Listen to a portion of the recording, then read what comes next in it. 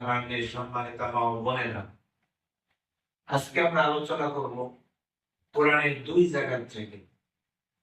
সূরা আল বাকারা 185 এবং সূরা আল আনআম এর 14, 15, 16, 17। সূরা আল আনআম 14, 15, 16, 17 এই দুই জায়গা থেকে কিছু কথা আমরা আলোচনা করব। আল্লাহ পাক আমাদেরকে জানার বুঝার সেই অনুযায়ী আমল করার তৌফিক দান করুন। আমরা কিছু কথা আলোচনা করবো। এভাবে কোরআনের আলোচনা বোঝা লাগে, কোরআন সম্পর্কে জানতে হবে, কোরআন সম্পর্কে স্বচ্ছ ধারণা থাকতে হবে। এই জন্য একটা উদাহরণ দেওয়া যায়, সেটা হচ্ছে আমাদের মহতারাম সভাপতি সাহেব আছে, ওনার সাথে এই প্রোগ্রামে ধরে নেন 5 জন মানুষ সাক্ষাৎ করলো। কয়জন? 5 জন। একজন হচ্ছে তার ছেলে, দেখা করলো, এই যে আমরা বসে আছি, ওনার সাথে দেখা করতে আসলো ছেলে। এরপরে দেখা করতে আসলো ওনার শ্বশুর, এরপরে দেখা করতে আসলো ওনার অধীনস্থ কর্মচারী, এরপরে দেখা করতে আসলো ওনার বস, যার হাতে ওনার চাকরি। উদাহরণ দেওয়ার জন্য বলতেছি। এরপর একজন মানুষ আসলো, যাকে সভাপতি সাহেব চেনে না, জানে না, বোঝে না, কোনোদিন দেখে না। কয়জন মানুষ? 5 জন। এখন আমি ওয়ালবাড়িবাসীকে জিজ্ঞাসা করি, এই 5 জনের সাথে ওনার আচরণ কি একরকম হবে? 5 রকম হবে। যাকে যেমন চেনে, তার সাথে যেমন সম্পর্ক, যেমন ঠিকই হবে। এর ব্যাপারে গ্যারান্টি আছে? না। আমি কি কথাটা বুঝতে পেরেছি? ছেলের সাথে যে পরিচয়, ছেলে তার সাথে আচরণটা যেমন হবে, শ্বশুরের সাথে কি তেমন হবে? না।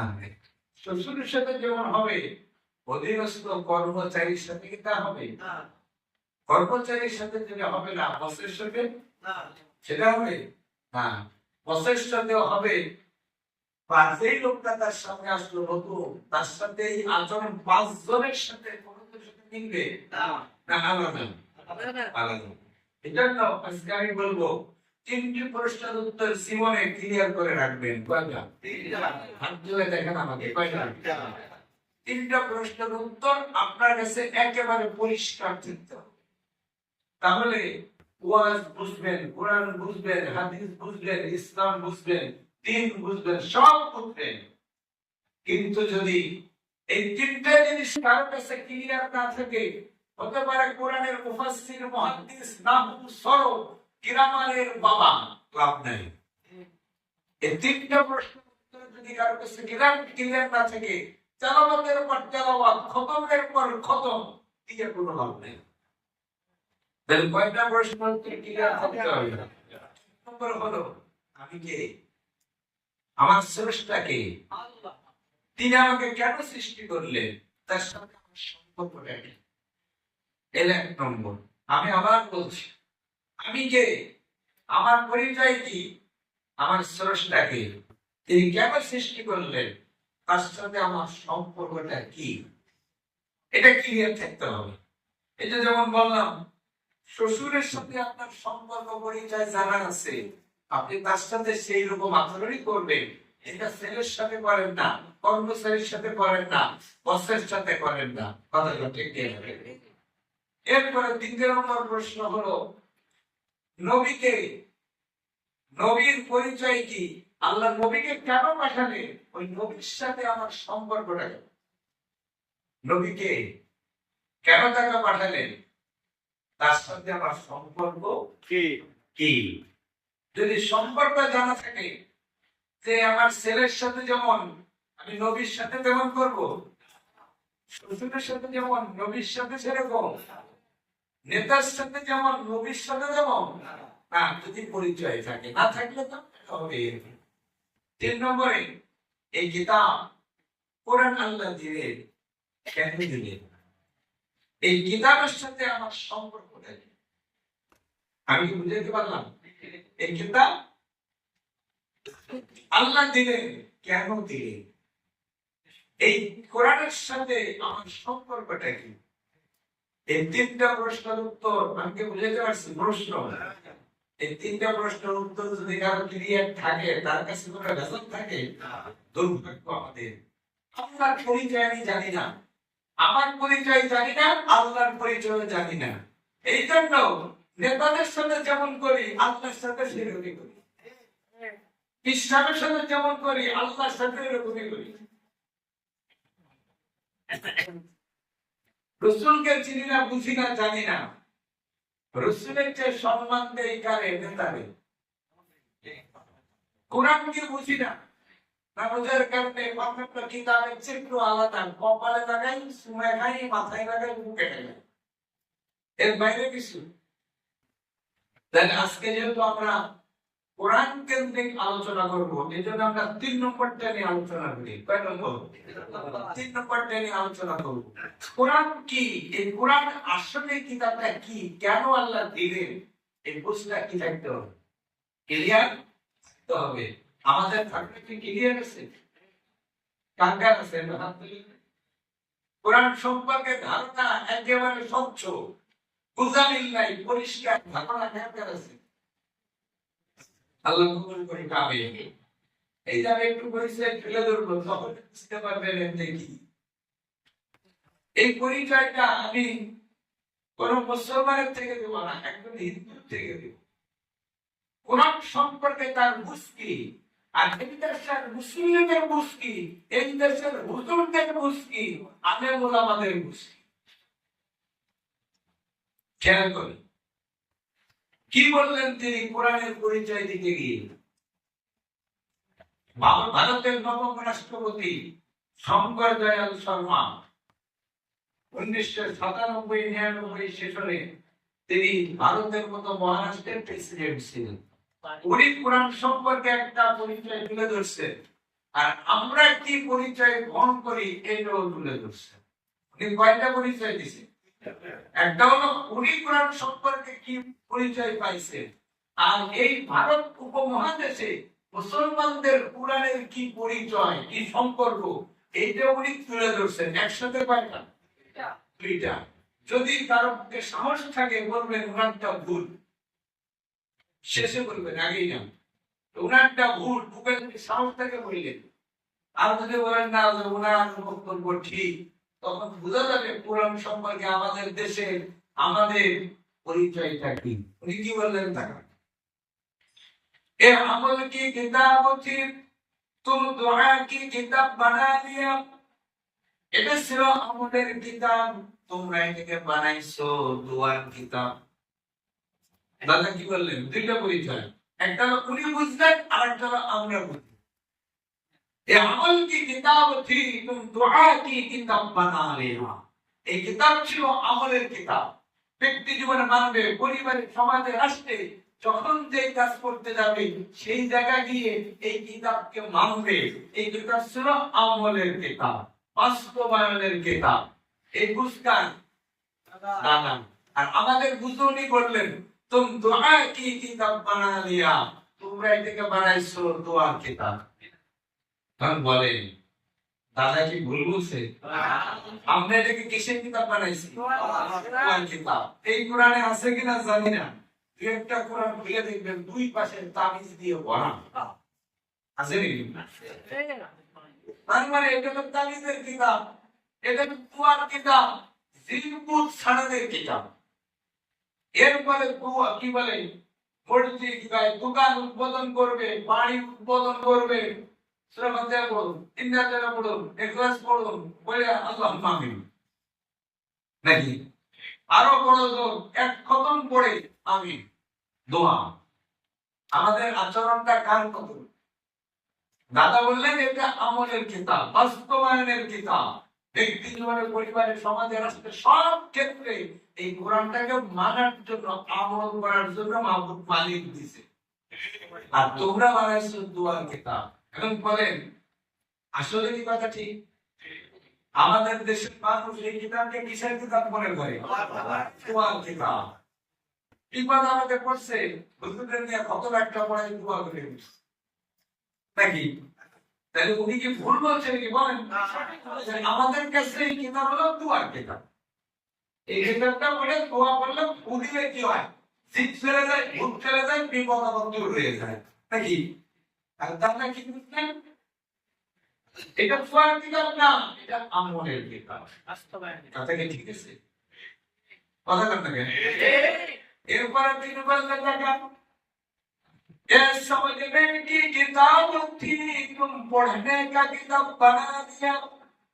এটা ছিল বুঝার কিতাব, অনুধাবন করার কিতাব, জ্ঞান অর্জন করার কিতাব। তোমরা এটাকে বানাইছো পড়ার কিতাব।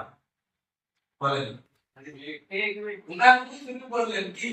এটা ছিল জ্ঞান কিতাব, গবেষণার কিতাব, জ্ঞান অর্জনের কিতাব। আর তোমরা মুসলমানরা ভারত উপমহাদেশে বানাইছো পড়ার কিতাব। এখন বলেন ওনার বক্তব্য আমাদের ব্যাপারে কি ঠিক আছে? আমরা মনে করি পড়ার কিতাব পড়তে হবে, সকালে পড়তে হবে, বিকেলে পড়তে হবে, দিনে দুপুরে, যে কোনো সময় এই কোরআনকে পড়া লাগবে। এটাই তো আমরা বুঝি। এটাকে বোঝা লাগবে, এটা জ্ঞান অর্জন করতে হবে। এই জাতিকে এটা বোঝে দুর্ভাগ্য, পাবলিক তো বোঝেই না। একজন আলেম ওলামা যখন বলে কোরআন বুঝতে হবে, এই দেশের বড় বড় হুজুররা বাধা দেয়। বড় বড় হুজুররা কি বলে? কোরআন বুঝতে হলে 15টা জ্ঞান লাগবে, পাই না? 15টা জ্ঞান লাগবে। আমার সাথে একদিন এই 5-6 মাস আগে একজন শাইখুল হাদিস ফরিদপুরের নাম বলবো না, ওনার সাথে দেখা হলো, কথা বললাম, বিশুদ্ধ বিষয় বলতে বলেই ফেললো কোরআন বুঝতে হলে তো 15টা জ্ঞান লাগে। এই জন্য তো আসলে দেখেন 15টা জ্ঞান নাই, কত মানুষের তফসির করে বেড়াইতেছে, ওয়াজ করতেছে, ভুল ভ্রান্তি। কোরআন বুঝতে 15টা জ্ঞান লাগবে, এই কথাটা কোথায় আছে? আমি এতটুকু জানি, কেউ যদি কোরআনের তাফসীর লিখতে যায়, তাফসীর পড়া না, তাফসীর পড়া না, কেউ যদি কোরআনের নতুন করে তাফসীর লিখতে যায়, তার জন্য 15টা জ্ঞান থাকা দরকার। যিনি কোরআনের শব্দ, বাক্য, নাহু, সরফ, বালাগাত, ফাসাহ সবগুলোকে সামনে রেখে উনি একটা ব্যাখ্যা দান করবে। কিন্তু পড়ার জন্য 15টা জ্ঞান লাগে, এটা দেখে দেখে তফসিল পড়তে হলে 15টা জ্ঞান লাগে, এটা দেখে মুখস্থ করে ওয়াজ করতে হলে 15টা জ্ঞান লাগে, এটা তো আমাদের জানা নাই। আমি তো একটা প্রশ্ন করলাম, তাহলে আমাদের গুনাহ যাই হোক না কেন, যারা তাফসীর লিখে গেছে ওরা কিয়ামতের দিন জাহান্নামে যাবে? যারা তাফসীর লিখে গেছে কিয়ামতের দিন ওরা কই যাবে? জাহান্নামে যাবে। কারণ আমার তো 15টা জ্ঞান নাই, আমি তো পড়তেছি। আপনার তো 15টা জ্ঞান নাই, আপনি পড়তেছেন। আপনি তাফসীর করতেছেন, আপনার তো 15টা জ্ঞান নাই, ওই তাফসীর দেখে করতেছেন। তো উনি তাফসীর লিখে গিয়ে আমাদের ক্ষতি করে গেছে, আমাদেরকে গুনার দিকে নিয়ে গেছে। সেটা কোনটা? যখন এরকম বলবেন না, তা নাম কি? তারা তাফসীর লিখেছিল বাংলায় বিভিন্ন ভাষায়, আরবিতে লিখছে, বাংলায় অনুবাদ হলো। তারা কোরআনের জ্ঞানটা 15টা জ্ঞান ছিল তাদের, তারা তাফসীর লিখে গেছে কাদের জন্য? যাদের 15টা জ্ঞান থাকবে না, তারা যেন কিতাবের কাছে এসে জ্ঞান অর্জন করতে পারে। আপনি কেন এরকম লোক আছে নাকি 15টা ছাড়া কিছু করা যাবে না? আছে নাকি? দাদা ভারতের মতো রাষ্ট্রের প্রেসিডেন্ট যেহেতু অন্তত পাগল ছাগল কর না, পাগল নাকি হয়তো ইমানদার না, কিন্তু ভারতের মতো রাষ্ট্রের প্রেসিডেন্ট হলে কি যে পাগল ছাগল? তার মাথায় আছে না কিছু? তাই তিনি বললেন এটা ছিল বুঝার কিতাব, জ্ঞান অর্জনের কিতাব, গবেষণার কিতাব। তোমরা বানাইছো কি? পড়ার কিতাব। এই জন্য আমাদের সমাজে কেউ বোঝে না, জ্ঞান অর্জন করে না, সকাল সন্ধ্যা শুধু পড়তেই থাকে। তবে হ্যাঁ, এখান থেকে কেউ নেগেটিভ অর্থ নেওয়া যাবে না যে পড়লে মনে হয় গুণ হবে নাকি। না, পড়লে আপনি প্রত্যেক অক্ষরে 10টা রেখে পাবেন, এক অক্ষরে 3 অক্ষর সেটাও পাবেন, একটা পড়লে আরো পাবেন। এইটা হচ্ছে কোরআনের মর্যাদা। এটা কি পৃথিবীর কোন বই পড়লে সব পাওয়া যায় না, শুধুমাত্র আল্লাহর কালাম কোরআন পড়লে সব পাওয়া যায়। এটা কিতাবে মর্যাদা, এটা কিতাবে সম্মান। আমি তো মনে করি এত ফজিলতের কথা রাসূল বলেছেন, বান্দা কিতাবের কাছে ফজিলতের আশায় বারবার যাবে, আর সে কোরআনের চেহারাকে বারবার দেখবে, তার জীবনটাকে সাজাবে। এই জন্য তো রাসূল ফজিলত বলেছেন। কিন্তু আমরা আসল জায়গায় না দিয়ে কি করতেছি, খালি ওই 10 মিনিট জন্যই কি করতেছি। আল্লাহ বুঝার তৌফিক। এই ইলম কি কিতাব थी तुम उसे ला इल्म के हाथ में छोड़ा दिया। এটা ছিল জ্ঞান বিজ্ঞানের মহান সাগর, জ্ঞান বিজ্ঞানের মহান সমুদ্র, তোমরা এতে ছেড়ে দিয়েছো মূর্খদের হাতে। দেখছেন দাদা কি বলবেন? এটা ছিল জ্ঞান বিজ্ঞানের মহাসাগর, জ্ঞান বিজ্ঞানের মহান সমুদ্র, তোমরা এটা ছেড়ে দিয়েছো কাদের হাতে? মূর্খদের হাতে, যারা এর থেকে কিছুই দেয় না। আজকের পৃথিবীতে যত উন্নতি, বিজ্ঞানের যত অগ্রগতি, সব কিছুর পিছনে ঘুরে দেখা যাবে কোরআনের অবদান। কোরআন বের করছে কারা? বিজ্ঞানীরা। তারা কোরআন গবেষণা করে অনেক কিছু তারা আবিষ্কার করেছে। দুর্ভাগ্য আমাদের, যাদের কাছে কোরআন, আমরা কি কোরআন থেকে কিছু বের করেছি? না, আমরা কিছু বের করতে পারিনি। তাই তিনি বললেন এটা ছিল জ্ঞান বিজ্ঞানের মহাসাগর, মহাসমুদ্র, তোমরা এটিকে বানাইছো কি? মূর্খদের হাতে ছেড়ে দিয়েছো। তারা এটা নিয়ে তাবিজ, কবর, জামার, ভূত ইত্যাদি নিজেদের কামাই করার হাতিয়ার বানাইছে। নিজেরা এটিকে গবেষণা করার সুযোগ কাউকে দেয় না। ওনার ধারণা কি ঠিক? আল্লাহ এরপর কি বললেন? টাকা ए जिंदाओं की दस्तूर थी तुम मुर्दाओं की मंशूर बना दिया। एक किताब में জীবিত মানুষের সংবিধান, তোমরা এটিকে বানাইছো মরা মানুষের ইশতেহার। আমার সাউন্ডকে শেষ করতে বোঝা যায়? বলা ভাঙা তো কত বোঝা যায় কি ভাই? ए जिंदाओं की दस्तूर थी, এটা ছিল জীবিত মানুষের সংবিধান, তোমরা বানাইছো মরা মানুষের ইশতেহার। ইশতেহার কি? ইশতেহার হলো, আমি যেটা বুঝি ভুল হইতে পারে, এই যে আমাদের দেশে বিভিন্ন রাজনৈতিক দল নির্বাচনের আগে তার দলীয় ইশতেহার ঘোষণা করে না? আমি যদি ক্ষমতায় যাই এই করবো, ওই করবো, সেই করবো, বলে কিনা? ঠিক আছে তো? তা উনি বললেন তোমরা বানাইছো মরা মানুষের ইশতেহার। মরে গেলি কবরে কি হবি, তারপরে কি হবি, তারপরে হাসরে কি হবি, তারপরে নিজেরা কি হবি, তারপরে পৌঁছাতে কি হবি, সব তোমরা শুধু আলোচনা করো মহারাজ কথা। অথচ কিতাব কারো ধরবে। আচ্ছা এই কিতাব কি জীবিত মানুষের না মরা মানুষের? অধিকাংশ আলোচনা কোরআনে জীবিত মানুষের না মরা মানুষের? কথা বল। অধিকাংশ আলোচনা হয় কার জন্য?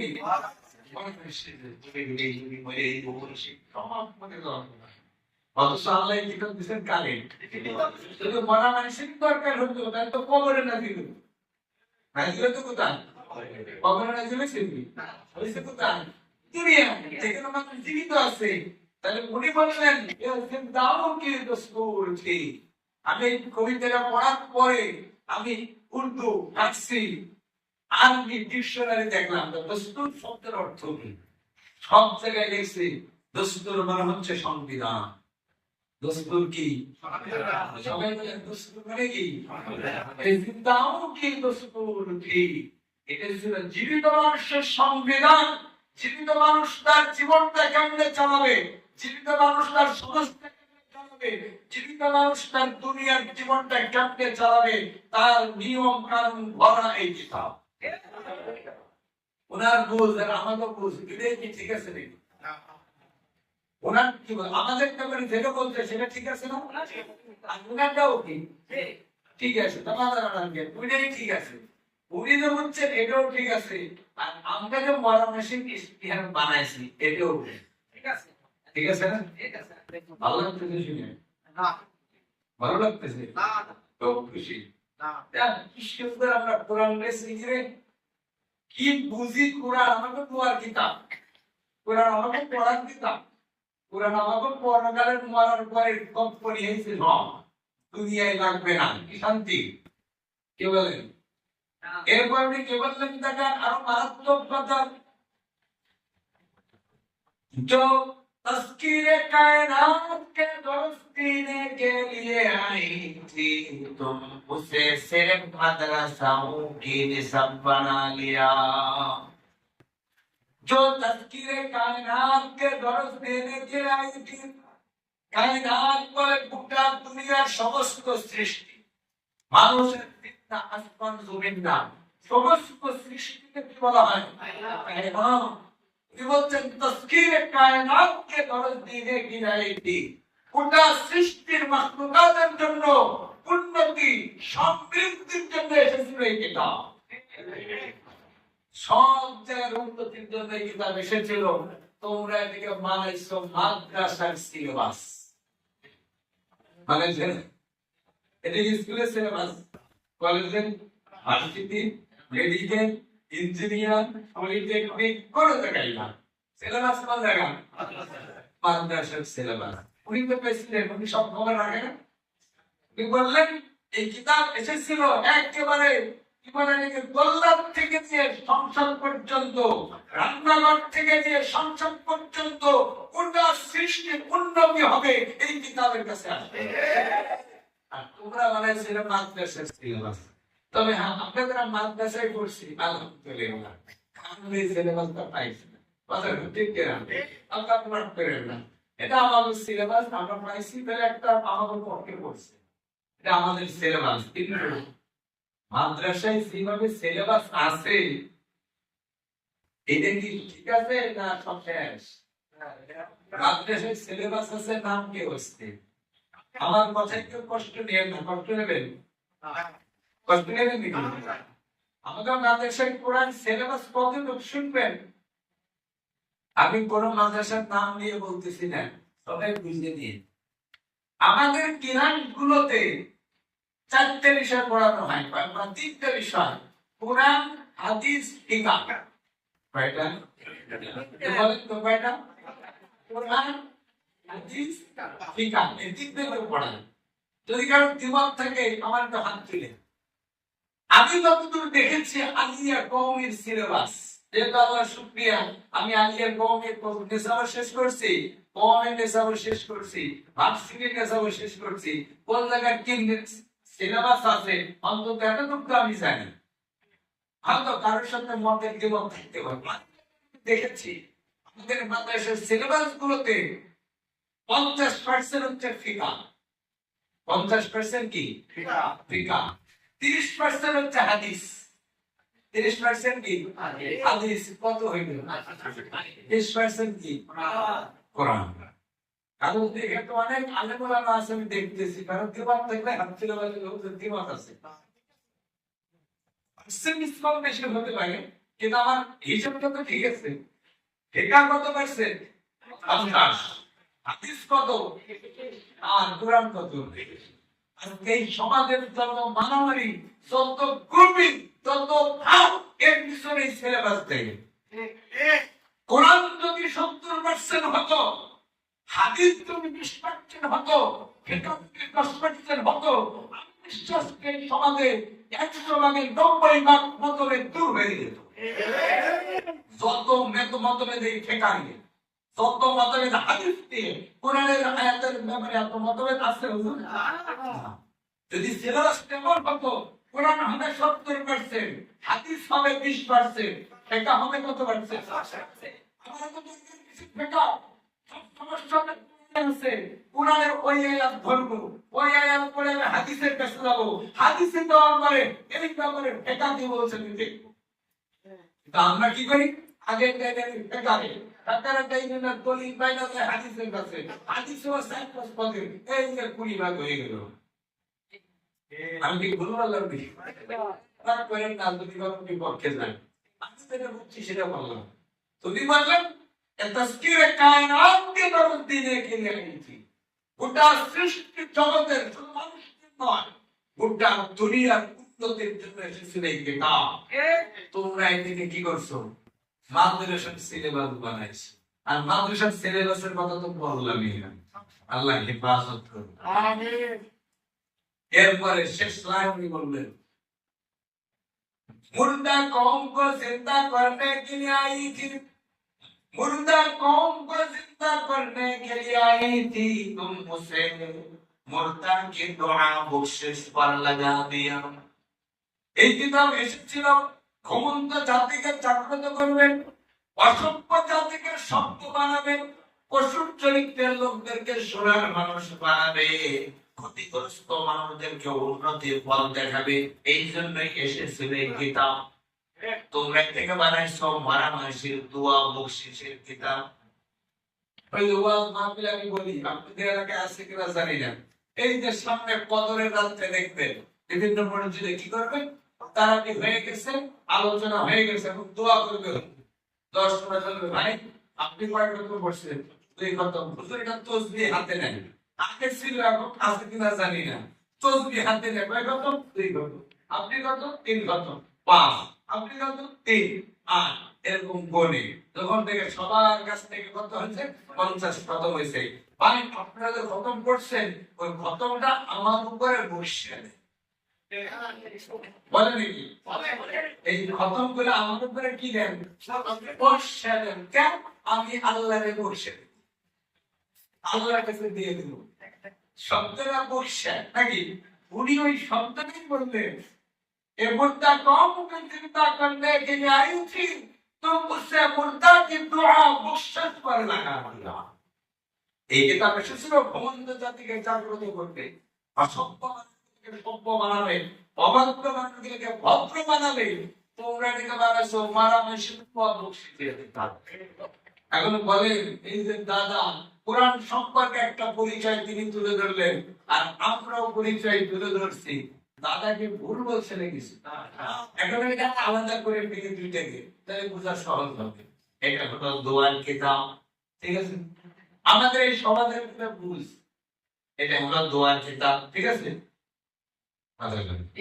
আর এই সমাজে এখন যে বুঝ চালু আছে সেটা বলতেছি, এটা দোয়ার কিতাব, ঠিক আছে? এটা পড়ার কিতাব, এটা মারা মানুষের আলোচনার কিতাব, এটা মাদ্রাসার সিলেবাস, এটা মারা মানুষের দোয়া বকশিসের কিতাব। আমাদের ধারণাতেই আর এই জন্যই কোরআনের সাথে আচরণ এর চেয়ে ভালো হবে কেমনি হবে? কথা বল না কেন? এই যে যে লোকগুলো আনন্দ পাচ্ছে, কথাগুলো বুঝতেছে এবং শুনতেছে, তারা অন্য কোনো জায়গা থেকে, অন্য কোনো সোর্স থেকে কোরআনের কিছু কিছু পরিচয় পেয়েছে। এই জন্য তারা জীবনটা কোরআনের আলোকে সাজানোর চেষ্টা করছে।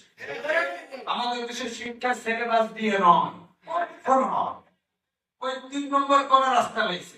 ওখান থেকে কোরআন সব পড়ে, হাদিস পড়ে, পড়ে পড়ে নিজেদেরকে কোরআনের একটু একটু পরিচয় আমরা পেয়েছি। তাই কোরআন সম্পর্কে কিছু আমরা বুঝতে পারতেছি যে দাদারটা ঠিক না আমারও ঠিক। এতটুকু বুঝা অন্তত কি এখন আপনারা নক করেন, গ্রামে যান, অনেক মানুষের কাছে বলি কবি হন, এটা বুঝা যায়নি, কঠিন কিতাব, কেউ বুঝতে পারে যত সব, উঠতে গেলে গুণা থাকতে বেশি আছে। আছে তো আমি দিলেও সবের কিতাব, যদি পড়তে যে ভুল হয়ে যায় গুণাও কি, সব বেশি, ভুল করলে গুণাও কি বেশি। এগুলো থেকে নিরাপদ দূরত্বে থাকুন। ওই যে ডেঞ্জারাস দেখেন, আমি দিনাও দিলে লাগাতে যাই দেখেন গ্রামে আল্লাহ এই বিদ্যুতের পরিস্থিতি দেখা থাকে না, নিরাপদ দূরত্বে থাকুন। আমাদের এই দেশের কিছু কিছু আলেম ওলামা ওটা জাতিকে কোরআন থেকে এরকম নিরাপদ দূরত্বে রাখতে চায়। তারা চায় যে আমরা ওদেরকে শিক্ষা যেমন মনে চাই সালামতের নেই চলবে। এটা কি ঠাকুরের ধর্ম?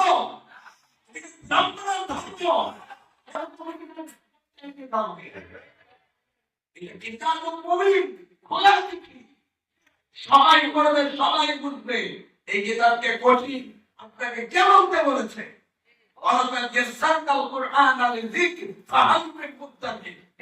আল্লাহ বলছে এই কিতাবটা আমি সহজ করে দিয়েছি। ব্যবসা করে খাওয়ার বন্দি, আল্লাহ তাদেরকে হেফাজত করবে। আমি বলছিলাম কোরআনের পরিচয় আমাদের না থাকার কারণে আজকে আমরা কোরআনের সাথে সেরকম বুঝ সেইরকমই কি করতেছি, আচরণ করতেছি। কথা ঠিক।